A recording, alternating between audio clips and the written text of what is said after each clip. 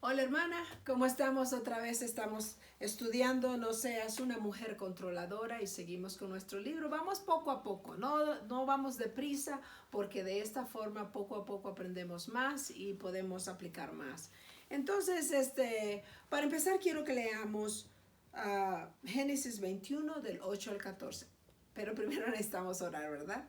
Oremos. Padre, te damos gracias Señor en este tiempo, gracias por esta oportunidad de poder abrir tu palabra y que tú nos enseñes, Señor. Que sea tu Espíritu Santo el que toque nuestros corazones, nuestras mentes, nuestras emociones, todo nuestro ser, nuestro espíritu, para darte honra y gloria en lo que vamos a aprender y para que lo podamos vivir también. Gracias, Señor. Bendice cada hermana que está oyendo este video y bendice también sus familias en el nombre de Jesús. Amén. Entonces vamos a leer Génesis 21 del 8 al 14 y dice así. Y creció el niño, ahora estamos hablando del niño Isaac, el hijo prometido de Abraham y Sara. Y fue destetado, e hizo Abraham gran banquete el día que fue destetado Isaac. Y vio Sara que el hijo de Agar, la egipcia, el cual esta le había dado a luz, a Abraham se burlaba de su hijo Isaac. Vamos a hablar un poquito más de eso. Por tanto dijo Abraham, echa a esta sierva y a su hijo, porque el hijo de esta sierva no ha de heredar con Isaac mi hijo. Este dicho pareció grave en gran manera a Abraham a causa de su hijo. Entonces dijo Dios a Abraham, no te parezca grave a causa del muchacho y de tu sierva. En todo lo que te dijere Sara, oye su voz, porque en Isaac te será llamada descendencia. Y también del hijo de la sierva haré una nación, porque es tu descendiente. Entonces Abraham se levantó muy de mañana y tomó pan y un odre de agua y lo dio a Agar, poniéndolo sobre su hombro, y le entregó el muchacho y la despidió. Y ella salió y anduvo errante por el desierto de Berseba. Entonces vemos aquí que hay una amenaza de la herencia, ¿verdad? Hay una amenaza y esa amenaza viene por causa de Ismael, el medio hermano de Isaac. ¿Cómo actúas tú cuando hay una amenaza en tu hogar? ¿Cómo actuamos nosotros cuando somos mujeres controladoras? Tal vez está jugando tu hijo en el parque y tú lo estás viendo y los grandes no están permitiendo que baje por la resbaladilla. ¿Cómo te sientes? ¿Cómo actúas? O tal vez las niñas tienen una fiesta y todos recibieron una invitación menos tu hija. ¿Cómo te sientes? Como mujer controladora esto nos puede. O tal vez el maestro no fue justo en dejar a tu hijo adentro del salón sin recreo, sin comer, por haberse reído de él cuando todos los demás también se rieron por algo que hizo o pasó en el salón. ¿Cómo te sientes? Como mujer controladora no queremos que esas cosas toquen nuestra familia, la vemos como una amenaza, vemos que no es justo que traten a nuestros hijos de esa forma. Ok, Sara tenía el mismo problema. El muchacho, el niño ya fue destetado. Entonces Abraham hace una fiesta y viene el medio hermano Ismael y tiene unos 15 años, 14, 15 años por ahí y se ríe de, de Isaac. Bueno, ella vio cómo se estaba burlando de su hermanito. Vemos eso, o ella lo vio como una amenaza para su hermano y eso le dolió, le hirió, pero también causó enojo en ella. Y entonces empieza a querer hacer algo para que este muchacho ya no esté cerca de su hijo y para que este muchacho no tenga que heredar junto con su hijo. Entonces no es solo una amenaza en hacerle daño al pequeño, también una amenaza por el futuro. Porque acuérdense que Sara y Abraham ya no son muy jóvenes. Puede ser que pronto mueran. Sara no sabía cuántos años más. Si digamos que Isaac tiene unos 4 o 5 años, entonces Sara tiene unos 94, 95 años, ¿verdad? Sabemos que las personas a esa edad no viven mucho tiempo. Entonces Sara necesitaba asegurarse que su hijo esté bien. Y mirando cómo se estaba portando este Ismael con Isaac, eso no le gustó a ella.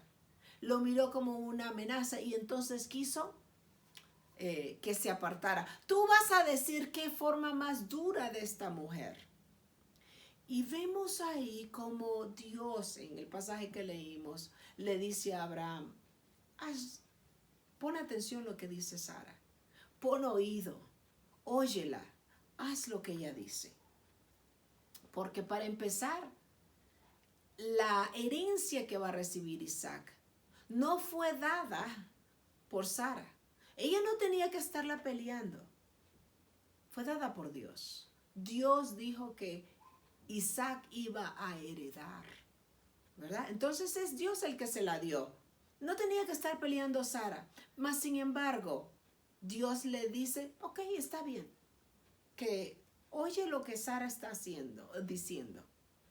Y por consiguiente, haz lo que ella dice.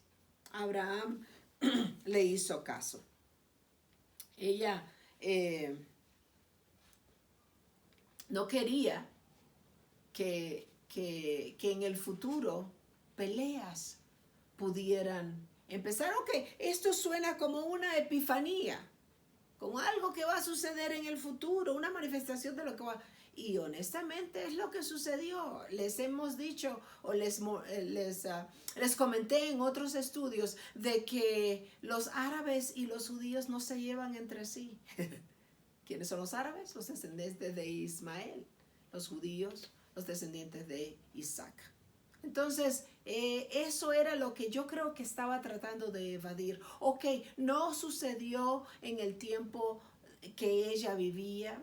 Puede ser que no sucedió mucho en el tiempo de Isaac, pero pasó, ¿verdad? Eso sucedió y lo vemos hasta el día de hoy.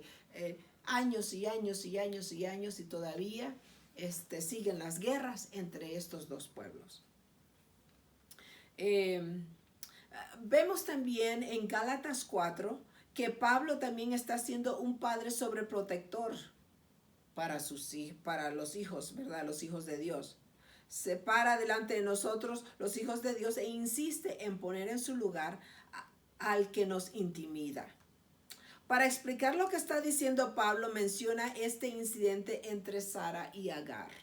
Ok, Pablo está diciendo que hay que tener cuidado en los hijos de Dios y los que no son hijos de Dios. Y entonces dice que los hijos de Dios son los hijos de Sara porque vinieron a él por fe. Y los hijos de Agar son los hijos de esclavitud porque no vinieron por fe, vinieron por fuerza, vinieron por habilidad humana, pudiéramos decir, por el colmillo humano, ¿verdad? Entonces, Agar representa lo que puede hacer uno sin Dios y la autosuficiencia. Y ese fue el resultado de este muchacho Ismael. Pero Sara representa lo que solo Dios puede hacer. Porque acuérdense que cuando Sara concibió a este bebé, sus órganos estaban como si fueran muertos. Fue Dios el que los volvió a revivir para que ella pudiera tener intimidad con su esposo y poder concebir. Entonces, este hijo nació solo por fe. Y el hijo de Agar fue por la autosuficiencia. No representa la fe en Dios, no representa lo que Dios quería que sucediera en la vida de Abraham, teniendo hijos para la heredad. Entonces, ¿cómo vemos eso? Bueno, para ti y para mí, nosotros no podemos tener hijos de Dios en nuestro hogar si lo hacemos a la fuerza. A ver, hijo, vamos a orar. A ver, hijo, no te portes de esa forma. Claro, tenemos que disciplinar, tenemos que dar pautas. Vamos a leer la Biblia, venga, con amor, con oración, con humildad, con mansedumbre, con sabiduría, saber llevar a nuestros hijos y no estar peleando con ellos y dar una cara que no es, una cara dura de que así son las cosas. No, hey, no te vas a vestir de esa forma, no vas a... ¿verdad? Y entonces pareciera una tiranía en vez de como Dios quiere que sean las cosas. No estoy diciendo que no debemos de disciplinar a nuestros hijos, sí, pero hay que saber cómo. Hay que saber cómo hacerlo con amor. Hay que saber cómo tener sabiduría. Y más que todo, mis hermanas, para que los hijos realmente busquen a Dios, sigan a Dios, tú tienes que tener el testimonio, el esposo también, pero también tienes que estar en oración, porque es Dios el que hace las cosas, el que da el querer como el hacer. Él es Dios el que da la fe. Es Dios el que transforma corazones, mentes, sentimientos, espíritu. Es Dios el que hace la obra. Nosotros solo somos un instrumento y tenemos que tener sabiduría. ¿Cómo vamos a guiar a nuestros hijos para que ellos sigan en el camino y no se aparten de él? Muchas veces los jóvenes empiezan a apartar del camino de Dios. Para cuando ya terminan la prepa, no quieren saber nada de Dios por la forma en que los padres los criaron, como tiranos, sin amor, sin paciencia. Ahora, no estoy diciendo que hay que dejarlos que hagan todo lo que ellos quieran. No, hay formas y hay formas. Y otra cosa, lo más importante, es la oración. Estar orando por ellos. ¿Qué tanto oras? Especialmente cuando ves que uno de tus hijos no quiere hacer caso, que está duro, que es flojo, que no quiere hacer las tareas, que para todo tiene una excusa, que es mentiroso. ¿Qué vas a hacer? Humíllate delante de Dios, ora, ayuna, pídele a Dios que guíe su corazón, que guíe su mente, que sea Él el que lo transforme. Y mientras tanto, ¿sabes qué? Una transformación está pasando también en ti. Dios te está cambiando también a ti. Dios te está haciendo más fuerte. Dios te está haciendo que dependas más de Él que en tus propias fuerzas o astucia. Entonces dice la palabra de Dios en Juan 1:12, mas a todos los que le recibieron, a los que creen en su nombre, les dio potestad de ser hechos hijos de Dios. Y el 13 dice, los cuales no son engendrados de sangre, ni de voluntad de carne, ni de voluntad de varón, sino de Dios. Los hijos de la heredad, el hijo de la heredad de Sara, no iba a ser por voluntad de carne, voluntad humana. No iba a ser Ismael, iba a ser Isaac por voluntad de Dios.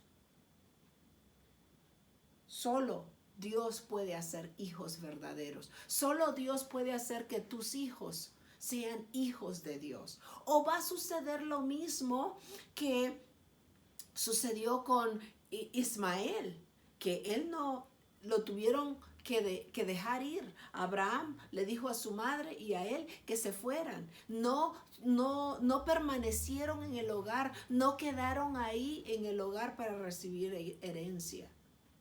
Tus hijos van a quedar en el hogar para recibir herencia, y voy a hablar en lo espiritual. Van a quedar en la casa de Dios, van a quedar en el camino de Dios, o se van a ir porque realmente nunca recibieron a Cristo, porque realmente la forma en que tú los trataste hizo que se fueran lejos y solo trataban de complacerte, mas nunca hubo un cambio de corazón. ¿Qué vas a hacer cuando la vida está amenazando que tus hijos no herederen porque tú estás siendo una controladora que está arruinando el trabajo que Dios puede hacer? O tal vez no te has doblegado y no le has dicho a Dios, Señor, yo sé que yo nada puedo hacer para que mis hijos obedezcan. Tú tienes que hacerlo. Y mi hermana, te digo que Dios usa estas cosas para que nosotros nos arrepintamos, nos dobleguemos, seamos más mansas, seamos más sabias, nos acerquemos más a Dios, dependamos más de Él. Él usa estas cosas para nuestro propio bien y también las va a usar para el bien de tu familia. Dice aquí, tengo una gran preocupación para las mujeres controladoras. Creo que las mujeres controladoras forman algunas de las familias de apariencia más piadosa en la iglesia. A veces usan su mirada y ya los hijos saben que deben de portarse bien porque después les va a ir horrible. Y no estoy diciendo que no disciplines, pero no puede, está controlando todo, ni siquiera está poniendo atención al servicio porque está controlando sus hijos para que se vean bien delante de los demás, porque quiere hasta controlar a la persona que está tosiendo, a la persona que se paró para ir al baño, a la persona que llegó tarde y está enojadísima por el control que quiere ejercer sobre todos. Con nuestra astucia podemos torcer las escrituras como un látigo sobre la espalda de nuestros hijos. Podemos hacer que nuestros esposos se retuercen bajo nuestra mirada condenatoria. Podemos presionar y castigar e incitar a los miembros de nuestra familia hasta que cedan a la presión y a duras penas reflejen la imagen cristiana pulcra que teníamos en mente. Queremos que sean perfectos. Y si no son perfectos, entonces tú sientes la responsabilidad de corregir para que lo sean. ¿Cuál es tu meta? ¿Cuál es tu meta? Que aparenten que son buenos, que son cristianos, que son hijos de Dios, o que realmente lo vivan. ¿Cómo puedes hacer tú que tus hijos, que tu familia sea verdaderamente, auténticamente cristianos y que amen a Dios y que tengan el temor de Dios y que no quieran pecar porque saben que Dios está observándolos siempre y porque saben que hay réplicas, saben que hay cosas que pueden suceder por su pecado?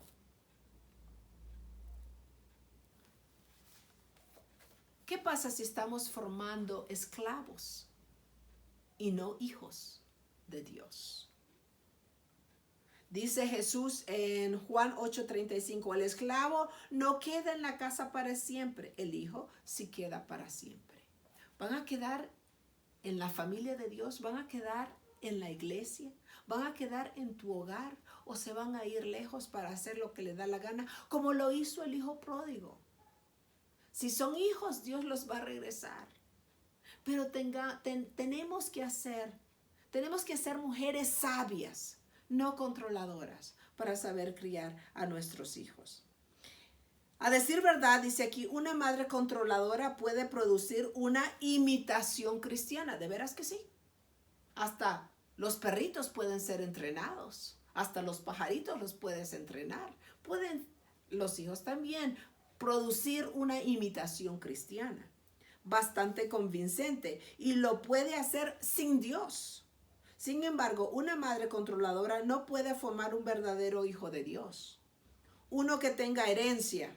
Su nacimiento en la familia de Dios es como el de Isaac. Se requiere un milagro que solo Dios puede hacer y nadie más. Y ese es convencer de pecado, de justicia y de juicio.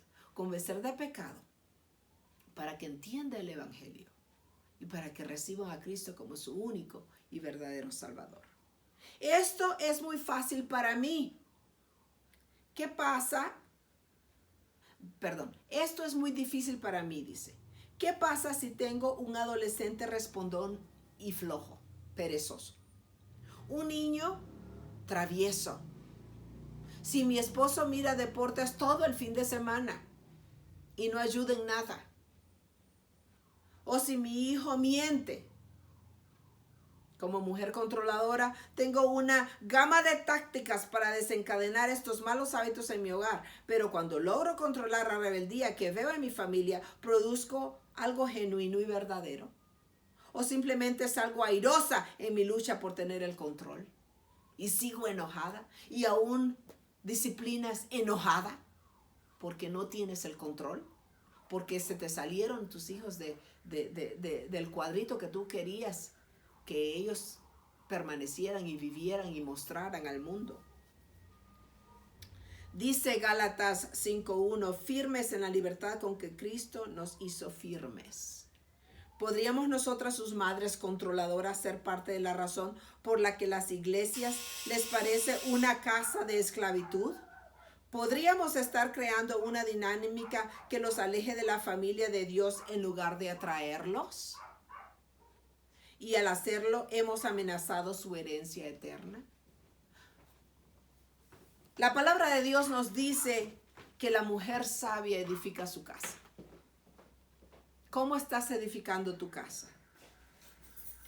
¿Cómo estás criando a tus hijos? A veces empezamos a mentirles desde que son bebecitos, desde que empiezan a caminar. No vayas para allá. Si lo haces, me voy a enojar contigo. Y empiezas a manipular. En vez de decir, no, ahí no. Y hay consecuencias. O si, por ejemplo, le dices al hijo, quédate conmigo, no te apartes, porque te va a llevar el señor de la basura. ¿Verdad? Te va a llevar en uno de esos costales de basura. O lo que sea, y empiezas a usar la manipulación, el miedo para que tus hijos hacen lo que tú quieres.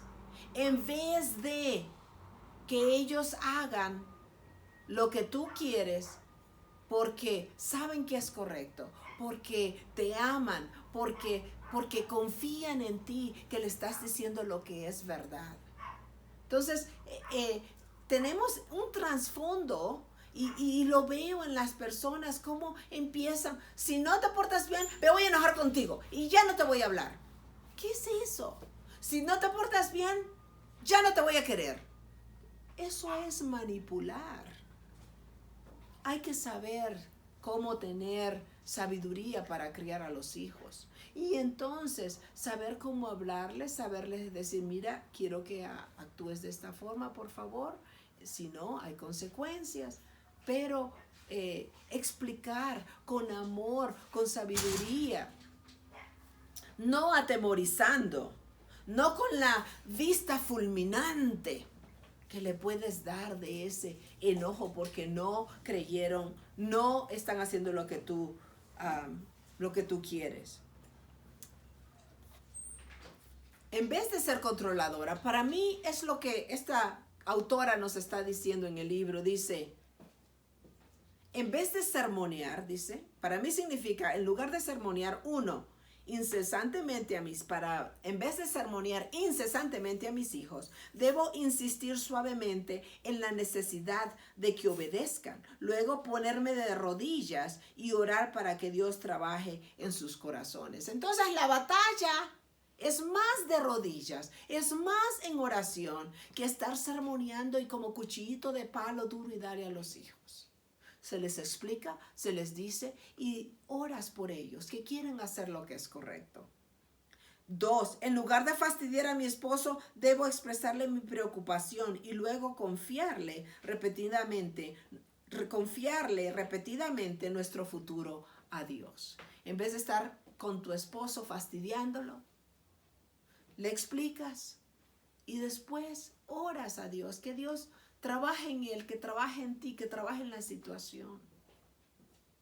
3, en vez de controlar a sus seres queridos y presionarlos para que hagan cambios externos, debo exhortarlos con la verdad y luego rogar a Dios que trabaje en sus corazones. Mira, es todo lo que podemos hacer. Decir la verdad. La verdad es lo que nos hará libres, dice la palabra de Dios. Y conoceréis la verdad y la verdad os hará libre. ¿Quién es el Dios de la verdad? Es Jesús, es Dios Padre, Dios Hijo, Dios Espíritu Santo. Él es el Dios de la verdad. El Dios de la mentira es Satanás. No queremos irnos por ahí, no queremos parecernos a Él. Queremos parecernos más a Dios. Entonces nuestra obra es decir la verdad, hacer lo que es correcto y orar. Y cuando te canses de orar, ora. Y cuando te canses de orar más, ora. Sigue orando, porque la palabra de Dios nos dice, orad sin cesar. Sara no pudo tener un hijo de Abraham por sí misma. Y tampoco yo puedo producir un hijo o hija de Dios por mí misma. Solo Dios puede hacer esa obra en el corazón de nuestros hijos. ¿Cuál es tu tarea? ¿Estás haciendo tu devocional?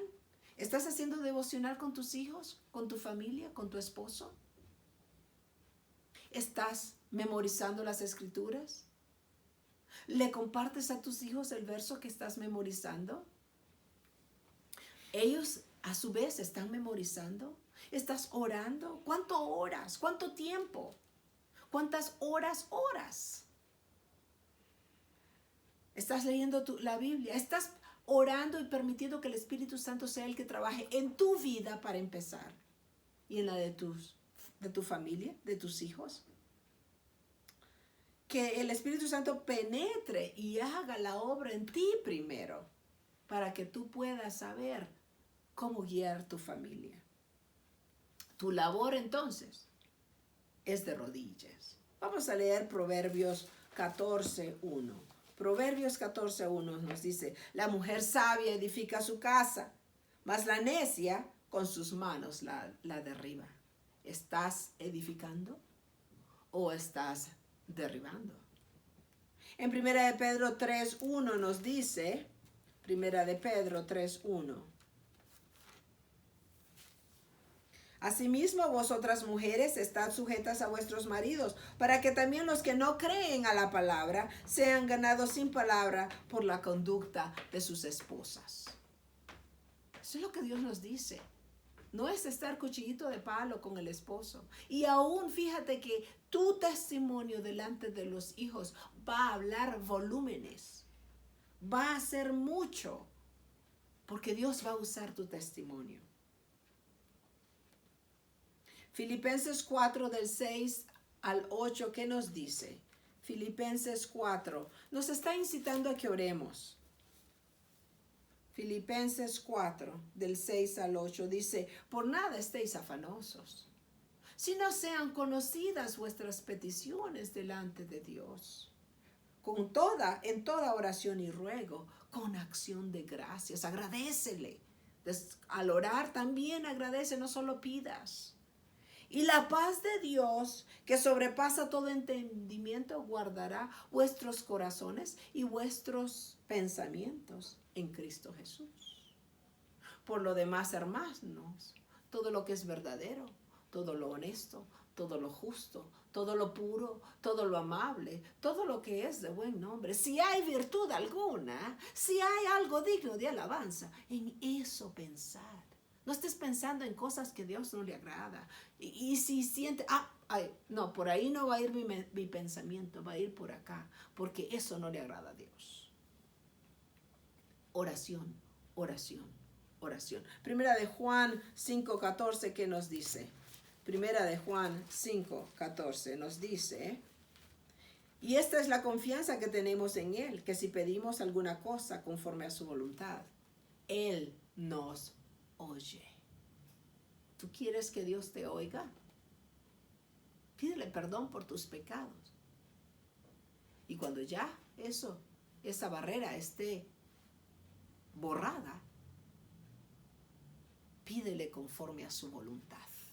Su voluntad es que sus hijos lo adoren, le sirvan, le honren.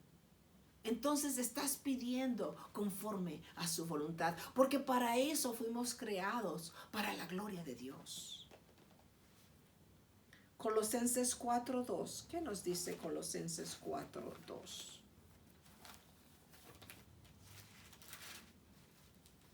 Perseverad en la oración, velando en ella con acción de gracias. Persevera, ora, pide, ruega peticiones a Dios y agradece. Señor, no sé qué va a suceder, pero yo confío en ti. Gracias porque tú amas a mi familia más que yo. Tú amas a mis hijos más que yo. Y yo sé que el que empezó la buena voluntad, la buena obra en mis hijos, la perfeccionará. Yo lo creo, Señor. Gracias. Romanos 12, del 11 al 12, nos dice: gozosos en la esperanza, sufridos en la tribulación, constantes en la oración. El 11 dice: en lo que requiere diligencia, no perezosos, fervientes en espíritu, sirviendo al Señor. Y otra vez, gozosos en la esperanza, sufridos en la tribulación, constantes en la oración. Constante. ¿Eres una hermana constante? Vamos a ayudar a nuestras familias. Vamos a que ellos también deseen ir al servicio, deseen gozarse en alabar a Dios, en oír su palabra.